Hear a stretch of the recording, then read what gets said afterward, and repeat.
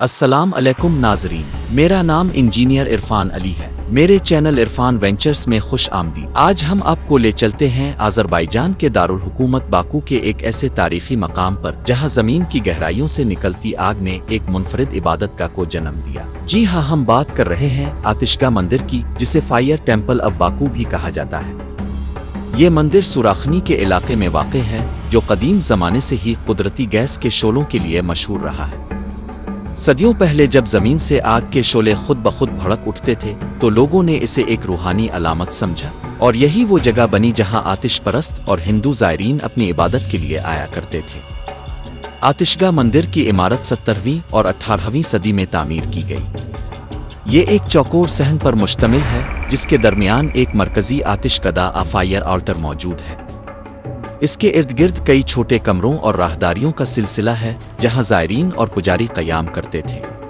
दिलचस्प बात यह है कि यहाँ के शोले कुदरती गैस से जलते थे, कोई इंसानी अमल दखल नहीं। लेकिन 20वीं सदी में जब गैस के ज़खायर ख़त्म होने लगे तो ये आग बुझ गई, और अब यहाँ मसनूई शोले नस्ब किए गए हैं ताकि ज़ायरीन को माजी की झलक दिखाई जा सके। आज आतिशगा मंदिर सिर्फ एक इबादत का नहीं, बल्कि सकाफती वर्सा बन चुका है। ये मकाम ज़रतुश्तियों, हिंदुओं और सिखों सब के लिए तारीखी अहमियत रखता है। आज़रबाईजान हुकूमत ने इसे आलमी सियाहती मकाम के तौर पर महफूज कर रखा है। अगर आप बाकू जाएं तो आतिशगा मंदिर ज़रूर देखिए।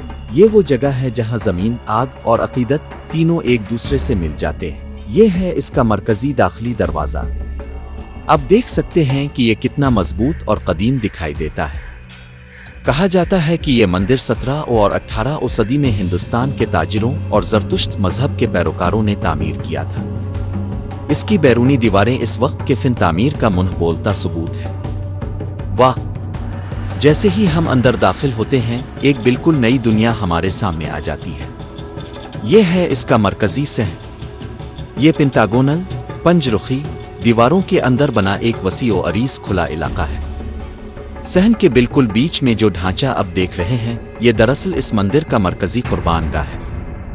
इसे टेट्रापिलर अल्टर या 4 सतूनों वाला मंदिर भी कहा जाता है। और उसके ऊपर जो आप निशान देख रहे हैं, ये त्रिशूल है, जो हिंदू मत में भगवान शिव से मंसूब है। और ये देखिए, यही वो अबदी शोलाऊ है जिसके गिर्द इस पूरे मंदिर की कहानी घूमती है।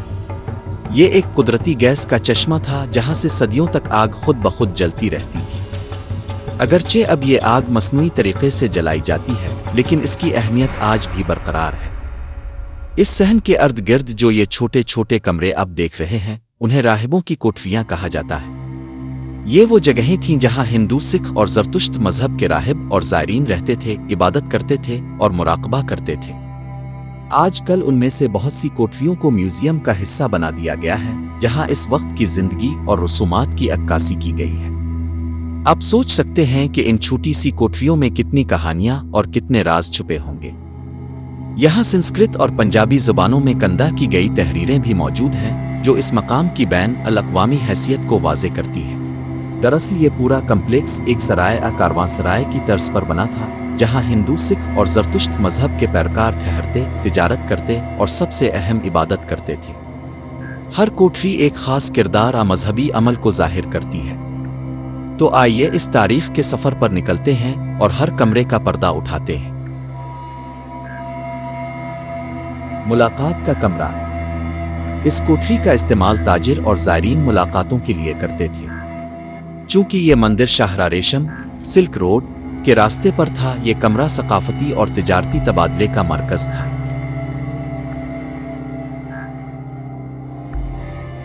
हिंदू ताजिरों का कमरा। ये कमरा उन हिंदू ताजिरों की कहानी बताता है जो सिल्क रोड के जरिए यहाँ कारोबार के लिए आते थे और इसी दौरान यहाँ क़याम करके इबादत करते थे। अंदर आपको तिजारती सामान, तराजू और इस वक्त के सके वगैरह की नुमाइश मिलेगी। कुतुब खाना आ मखतूतात का कमरा। ये वो कोठरी हो सकती है जहाँ मजहबी तालीमात और इल्म को महफूज रखा जाता था। यहाँ मजहबी किताबों और मखतूतात के नमूने रखे गए हैं, जो इस मकाम को महज इबादत का नहीं बल्कि एक फलसफियाना मरकज भी साबित करते हैं। संस्कृत और पंजाबी तहरीरों वाला कमरा। कई कमरों के दरवाजों पर संस्कृत और गारमखी रस्म अल खत पंजाबी में तहरीरें कंदा है। یہ تحریریں سکھ اور ہندو زائرین نے یہاں چھوڑی تھی، جو اس بات کا ثبوت ہے کہ یہ جگہ ان کے لیے کتنی مقدس تھی۔ ان میں اکثر مذہبی دعائیں کسی زائر کا نام اور تاریخ درج ہوتی تھی۔ ہندو تپسویوں کا کمرہ۔ یہ بہت دلچسپ ہے۔ تپسوی وہ لوگ تھے جو خود کو دنیاوی لذتوں سے دور رکھتے تھے۔ ان کمروں میں نمائش کی گئی ہے کہ وہ کس طرح بھاری لوہے کی زنجیریں پہن کر اپنے جسم کو اذیت دے کر سخت تپسیا کرتے تھے۔ یہ ان کے کٹر مذہبی رجحانات کو ظاہر کرتا ہے۔ زرتشتی کمرہ۔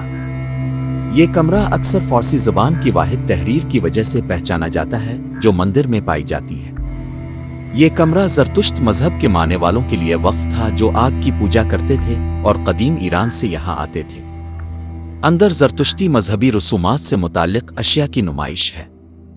تو دوستو، اپنے دیکھا کہ آتشگاہ کی ہر کوٹری ایک علیحدہ دور، ایک علیحدہ عقیدہ اور ایک انفرادی طرز زندگی کی جھلک دکھاتی ہے۔ اس مندر کی سب سے بڑی خوبی یہ ہے کہ یہ صدیوں کی مذہبی ہم آہنگی کا گواہ ہے۔